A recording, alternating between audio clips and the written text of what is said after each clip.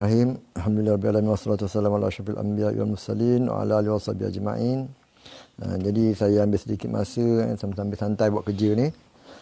Permintaan daripada seorang sahabat saya membicarakan tentang teks daripada kitab Al-Iqtisad fil I'tiqad Imam Ghazali. Dalam bab kalam sifat kalam Allah Taala. Jadi secara umumnya kita mengisbatkan bagi Allah Ta'ala itu kalam nafsi. Kalam nafsi itulah satu sifat makni bagi Allah SWT, yang mana kalam nafsi Allah Ta'ala itu bukannya berhuruf, bukannya bersuara, dan ianya qadim, dan juga kalam nafsi Allah Ta'ala itu bukanlah ianya sifat iradah Tuhan, bukannya sifat kudrat Tuhan, bukannya sifat ilmu Allah Ta'ala. Bahkan ianya perkara yang lain daripada ketiga-tiga. Maka sebagai kalam nafsi menurut Ahlus Sunnah wal Jamaah. Lalu golongan Mu'tazilah mengatakan pada Allah Ta'ala yang kita bicarakan tadi, iaitulah ilmu, kudrat dan juga iradah. Jadi menurut mereka, kalau nak isbatkan kalam bagi Allah Ta'ala, tak lari daripada tiga perkara tersebut. Sama ada kalam itu merujuk kepada sifat iradah, sifat ilmu ataupun sifat kudrah Allah Ta'ala. Jadi sebagai contoh, kata golongan-golongan Mu'tazilah ni, contoh seperti perkataan daraba. Perkataan daraba, dad-ra-ba. Jadi dad-ra-ba ni ataupun dalam bahasa Melayunya ialah pukul. Perkataan daraba itu ataupun pukul itu merupakan suatu huruf-huruf ataupun kalimah yang menunjuk kepada suatu makna yang semua orang faham.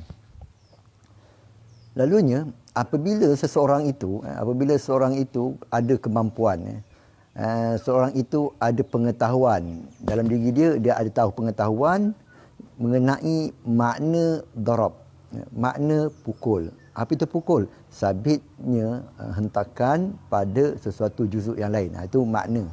Jadi dalam diri seorang ada ilmu, ada pengetahuan mengenai makna darab. Seorang itu ada kemampuan untuk menggerakkan lidah ataupun kemampuan untuk mencipta, mengadakan, membentuk bunyi. Lalu seorang itu akan mengatakan daraba, pukul. Ataupun idrib, pukullah. Dalam masa yang sama, seorang itu dia berkeinginan, dia nama sebagai iradah, berkeinginan untuk mengeluarkan huruf tadi, berkeinginan untuk menunjukkan akan makna, akan suatu makna. Makna itu adalah ilmu bagi seorang, maknanya dalaman seorang.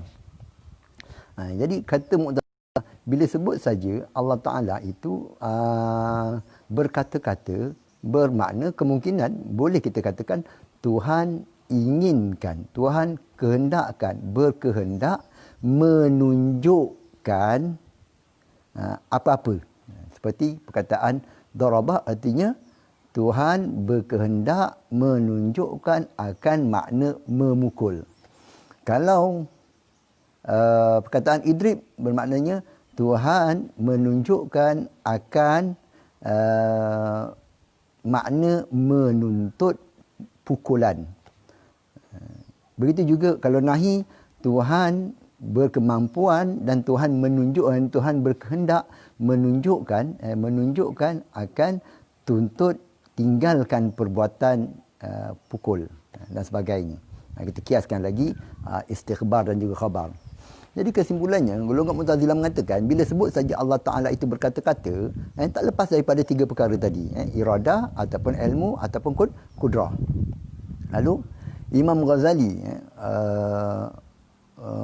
merumuskan pendalilan-pendalilan ataupun kritikan-kritikan Mu'tazilah ini, sebagaimana kita makruf, kita mengisbatkan sesuatu sifat yang selain daripada kudrat, selain daripada iradat, selain daripada ilmu.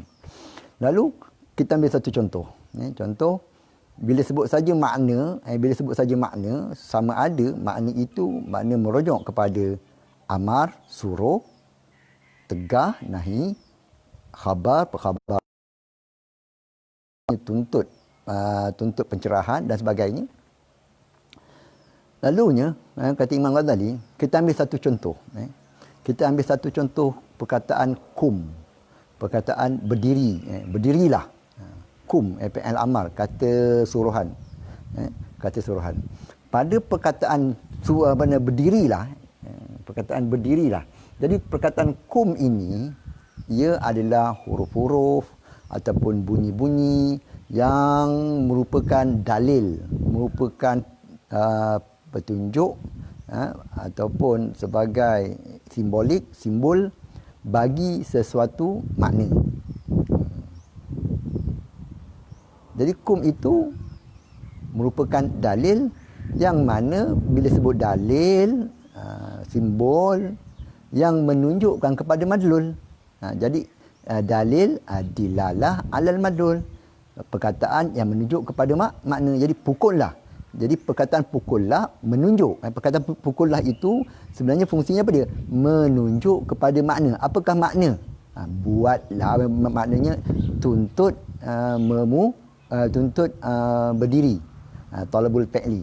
Tuntut talabul qiyam, tuntut berdiri.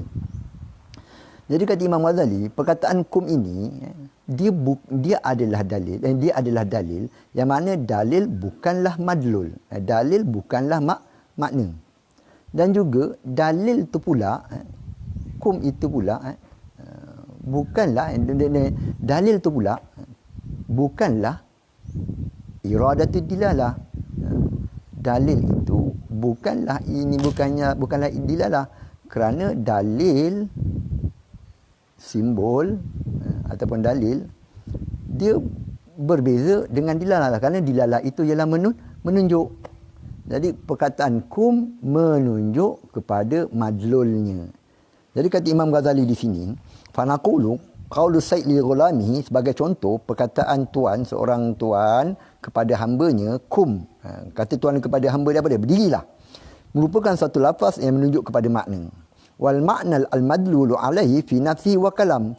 Makna madlul yang kita faham daripada kum itu menunjuk kepada dalam diri tuan tadi. Yang mana dalam diri tuan itulah yang dinamakan sebagai kalam.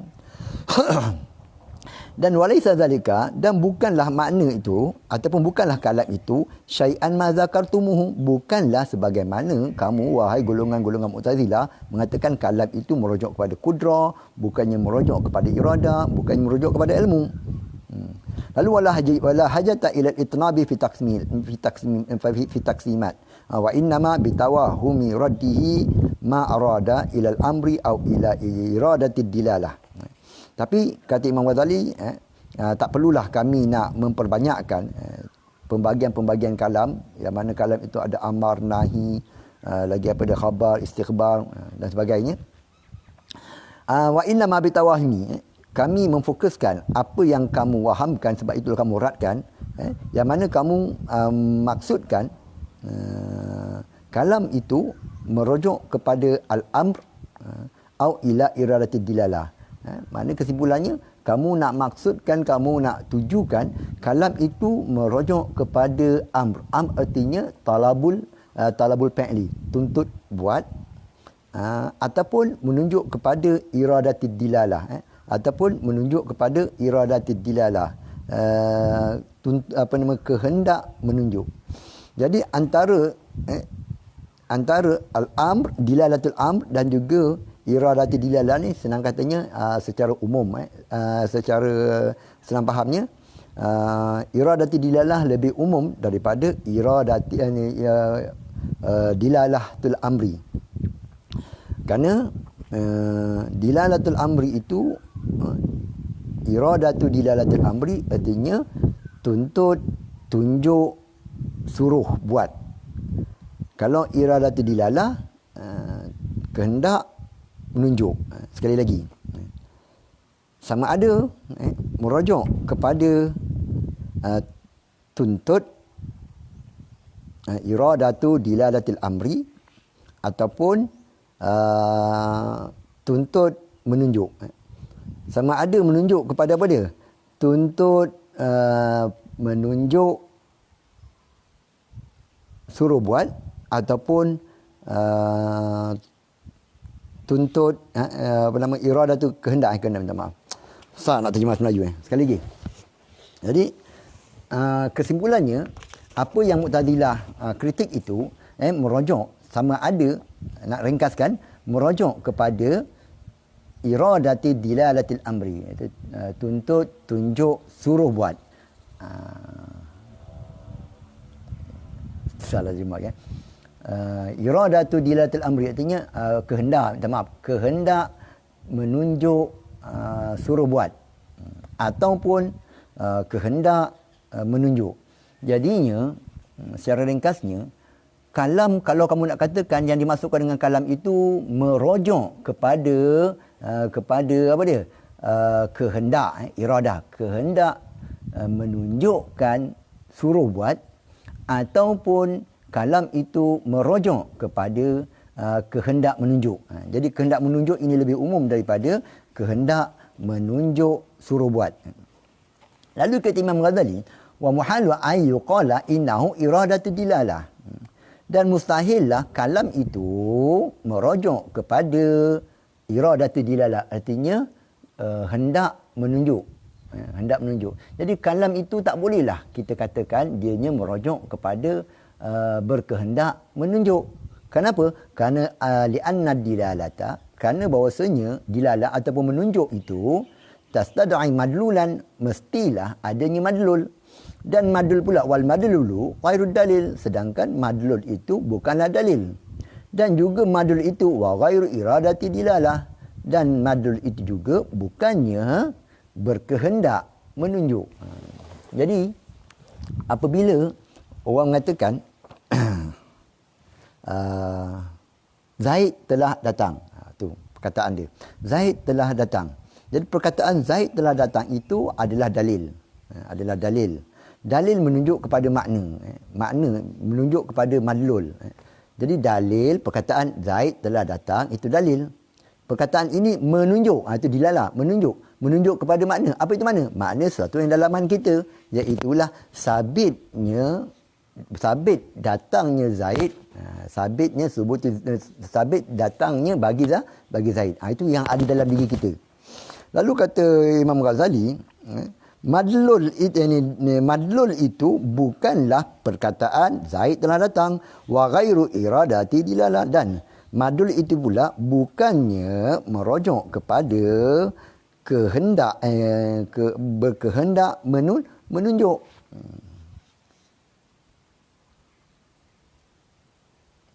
Wa muhalu ayuqala, dan mustahil juga kalam itu, kita katakan kalam itu innahu iradatul amir.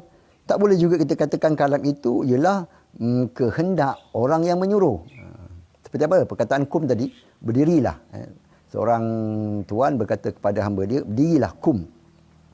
Jadi perkataan kum itu tak bolehlah kita katakan perkataan kum itu, tak bolehlah kita katakan kalam pada perbincangan kita kum tadi, tak bolehlah kita katakan madlul. Madlul itu ialah perkataan.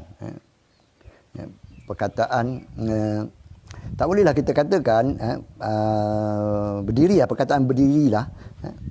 Tak boleh kita katakan perkataan berdiri itu merupakan iradatul dilalah. Begitu juga tak boleh kita katakan kalam pada perbincangan perkataan kum tadi, berdirilah, merujuk kepada apa dia? Kehendak orang yang menyuruh. Jadi li'annahu, kerana terkadang ya'muru, hamba ini tuan ni tadi menyuruh, wa huwa la yuridul imtisala bal yuqihu. Kadang-kadang hamba tuan tadi dia menyuruh hambanya melakukan sesuatu, dalam masa yang sama tuan tadi tak ingin pun berlaku perbuatan yang disuruh tadi. Artinya kadang-kadang dia suruh tapi dia tidak mahu. Seperti apa dia? Dalam cerita ni panjang sikit. Seperti hamba ni, seperti tuan ni, dia pernah memukul akan seorang hamba tadi. Dia pernah pukul hamba tadi, lalu dibawakan kes dera ataupun pukul hamba ni tuan tadi kepada hamba tadi. Kes dia memukul hamba ni dibawakan ke muka keadilan, dibawakan depan sultan, depan raja. Dalam masa yang sama pada waktu itu, apabila dihadapkan di dalam depan raja, mahkamah raja tadi, lalu raja tadi mengatakan kepada tuan tadi, wahai Fulan bin Fulan, engkau akan ku hukum dengan hukuman bunuh kerana engkau telah mendera engkau punya hamba engkau. Lalu si tuan ni tadi dia memukul hambanya sebelum ini kerana hamba dia ni keras kepala kan. Selalu tak dengar cakap. Dia jenis degil, tak dengar arahan. Lalu dia nak buktikan depan sultan tadi, depan hakim tadi. Dia kata kepada hamba dia tadi, hamba, berdiri sekarang. Tujuan dia kata kepada hamba tadi, arahan kum ya gulam, berdirilah wahai hamba. Jadi arahan tadi tu, kum, berdirilah hamba. Itu perkataan tadi, dia pada zahir kita lihat, perkataan itu amrun, artinya suruh berdiri. Tapi dalam masa yang sama, tujuan si tuan ni tadi, dia nak buktikan depan raja bahawasanya ni hamba ni keras kepala, tak dengar arahan. Lalu apabila dia suruh hamba dia berdiri, dalam masa yang sama, dalam diri dia tadi, dia kalau dia kata dalam hati dia, janganlah berdiri. Artinya, jangan berdiri. Dia tak beringinkan si hamba tadi berdiri. Kenapa? Kerana nak tunjukkan depan raja tadi, depan sultan tadi, bahawasanya hamba ni keras kepala. Dia ni jenis angsian. Dia jenis langgar arahan. Jadi kalau hamba tadi tak berdiri depan raja tadi, terbuktilah dakwaan si tuan tadi bahawasanya hamba ni tadi sebagai orang yang ingkar. Lalu perkataan tuan ni depan sultan tadi, depan raja tadi, dia kata kepada hamba tadi, berdirilah kamu. Tapi dalam masa yang sama, dalam diri dia tadi, dalam diri tuan tadi, dia tak mahu hambanya tadi berdiri. Jadi kalau hamba dia tak berdiri, kalau dia punya kehendak dia tadi hamba tak nak berdiri, maka terbuktilah dia punya jawapan dia, perhujahan dia. Jadi kesimpulannya macam mana? Perkataan tuan ni tadi kepada hamba dia tadi, perkataan kata suruhan kum, jadi kata suruhan kum itu amar, namun dalam masa yang sama amar itu adalah kalam. Kena faham, amar adalah kalam. Yang mana kalam tadi tak sama dengan apa dalam diri hamba tadi, diri tuan tadi, iaitulah tuan dia suruh berdiri, namun dalam masa yang sama tuan tidak berkehendak hamba tadi berdiri. Ini menunjukkan bahawasanya kalam itu bukanlah iradah, kalam itu bukannya kehendak. Oleh kerana itulah Imam Ghazali mengatakan apabila perkataan kum itu bukanlah kum itu kalam yang kita bicarakan tentang kum itu bukanlah merujuk kepada iradatu dilalatil amri, bukan menunjuk kepada apa? Berkehendaknya seseorang untuk menunjukkan arahan melakukan sesuatu. Sebagaimana secara umumnya kalam itu bukanlah merujuk kepada iradatud dilalah. Kalam itu bukanlah merujuk kepada konsep berkehendak menunjukkan sesuatu. Ini kesimpulannya yang kita faham daripada teks Imam Ghazali, itulah al-iqtisad fil i'tiqad. Jadi lanjutan daripada itu, apabila kita mengatakan kalam itu bukanlah ilmu, kalam itu bukanlah kudrah, kalam itu bukanlah iradah, kalam itu bukannya pengetahuan, kalam itu bukannya kudrah, kemampuan menjadikan huruf suara, menyusun perkataan-perkataan. Kalam itu juga bukanlah iradah, artinya berkehendak, berkeinginan. Bahkan kalam yang dimaksudkan oleh kami, oleh Ahlussunnah wal Jamaah, iaitulah kalam nafsi, iaitulah sesuatu sifat, dengan sifat tersebut seseorang itu mampu menunjukkan bukan. Jadi dilalah itu adalah ta'alluq bagi kalam. Dilalah itu bukanlah ta'alluq bagi iradah. Oleh kerana itulah iradah lain, dilalah lain. Jadi saya akhiri wabillahi taufiq wal hidayah. Assalamualaikum warahmatullahi taala wabarakatuh.